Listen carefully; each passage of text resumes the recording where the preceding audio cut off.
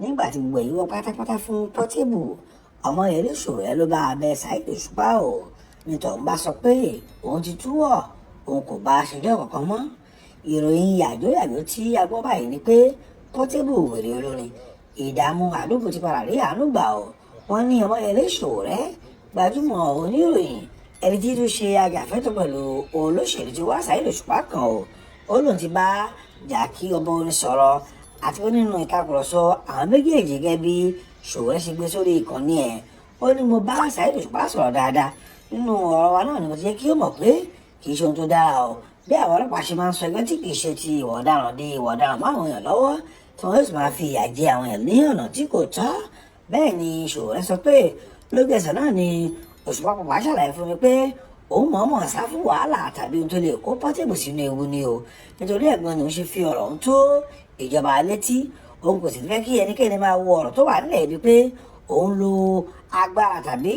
ọwọ́ òfin fi dúnkòkò mọ́ Portable. Ó ní òun ṣe iṣẹ́ ọ̀làjú ni o. Dípò lílo ìwà jàgídíjàgan èyí náà ni ó mú òun lo ìlànà òfin láti dá sí ohun tí Portable ń ṣe lórí social media nípa òun.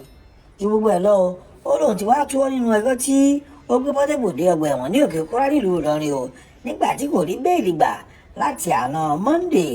ọjọ́ Ajé. Òṣùpá ẹ̀ ó kàn tóbi ni mo pé kún orin lọ gbé síkùn ni pé ká máa yọ ká máa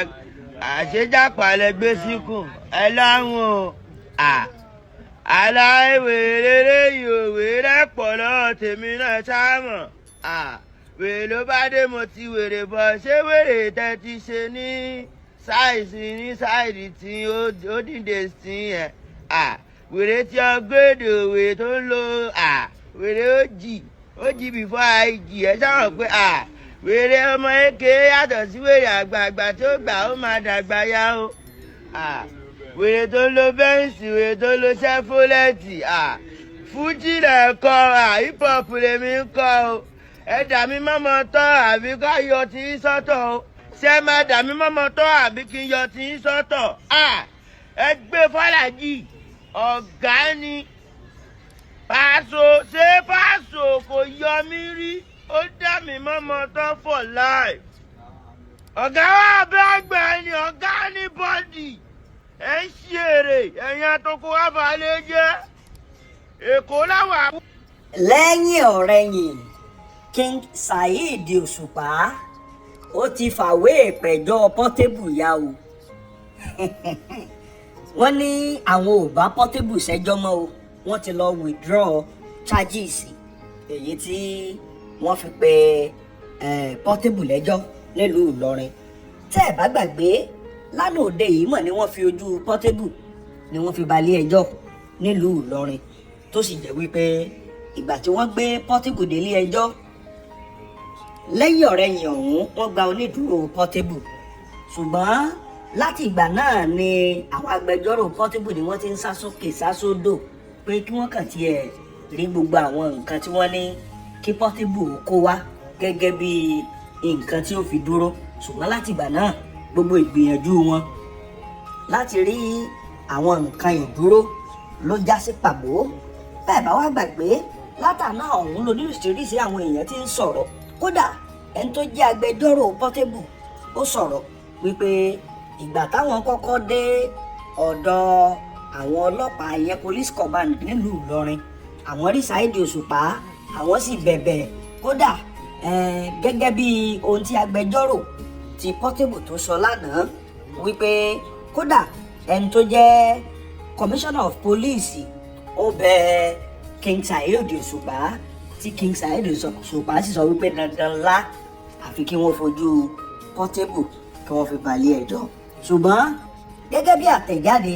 ìyẹn tí ọba orin King Saheed Osupa tí wọ́n fi léta báyìí ní yàjóyàjó báyìí òun láti ríbi tí ọba orin ti sọ̀rọ̀ wípé officially àwọn ti withdraw àwọn legal case tí àwọn gbé jáde o pé táwọn fi gbé Portable lọ ilé ẹjọ́ táwọn ti withdraw case yẹn ṣùgbọ́n wọ́n ní lẹ́yìn ọ̀pọ̀lọpọ̀ ẹ̀bẹ̀ táwọn ọ̀tọ̀kùlúùlú tí wọ́n ń bẹ ọba orin ni wọ́n pinnu láti lọ withdraw àwọn kéèsì yẹn kúrò nílé ẹjọ́. Kódà ẹni tó jẹ́ alàgbà Omoyele Sowore òun náà fi sójú ayélujára rẹ̀ níbi tó ti sọ pé kódà àwọn ṣẹ̀ṣẹ̀ ṣe ìpàdé kan tán pẹ̀lú ọba orin King Saheed Osupa ni táwọn sì jọ sọ̀rọ̀ wípé tí Osupa sì ti ní lọ́kàn wípé àwọn ò ní bá ṣẹjọ́ mọ́ pé àwọn lọ withdraw ẹ̀. Ìròyìn náà sì ti gbòde kan sìn tí wọ́n ti fi àtẹ̀jáde ọ̀hún síta. Kódà ara àwọn èèyàn tí wọ́n kọ síbi wípé wọ́n ń bẹ ọba orin láti rí Alhaji tí wọ́n pè ní Alhaji Ahmad Lawan, CEO of Lamad Concept. Bákan náà wọ́n ní Saheed Ìbílẹ̀, CEO of Harmony Holdings Limited. Bákan náà Alhaji Fatai Lajero on behalf of Olúfimọ Royal Parliament Olúfimọ Fans Club. Wọ́n ní gbogbo wọn ni wọ́n bẹ Alhaji Saheed Osupa o wípé kó jọ̀ọ́ kó jèbùrẹ́ lórí ọ̀rọ̀ Portable. Ṣùgbọ́n ó wá ní àwọn nǹkan kan tí wọ́n tò kalẹ̀ bí yìí o wípé Portable náà gbọ́dọ̀ ṣe o, pé tí ò bá ṣe o àwọn tó lè gbé ìpẹ̀jọ́ míì dìde sí o. Ara àwọn nǹkan tí wọ́n wá kọ́lẹ̀ tí wọ́n sọ wípé Portable kó lọ ṣe ní kíákíá lẹ́yẹ òsọ́kà ó ní wípé kó lọ retract àwọn ọ̀rọ̀ tó sọ ò sí Saheed Osupa pé tí nǹkan kan bá sí ohun o wípé kí wọ́n lọ bu King Saheed Osupa pé kí wọ́n lọ bù so pòun ló wà ńbẹ̀ o. Pé nǹkan míì tí wọ́n tún sọ ó ní wípé kí wọ́n jẹ́wọ́ o, kí wọ́n sọ tòótọ́ lórí irọ́ jàǹtìjàǹtì tí wọ́n pa mọ́ King Saheed Osupa tí wọ́n ní lọ́ọ̀yà Portable ìyẹn Chief Barrister Isaac Adébáyọ̀ wípé wọ́n pa mọ́ Saheed Osupa o. Wípé alàgbà Saheed Osupa sọ pé wọ́n sọ pé àwọn bí àwọn páwọn ò gbọ́ pé àwọn nǹkan tí ẹ fi gbà kankan fojú kàn wọ́n o pé kò sí nǹkan tó jẹ́ bẹ́ẹ̀ o wípé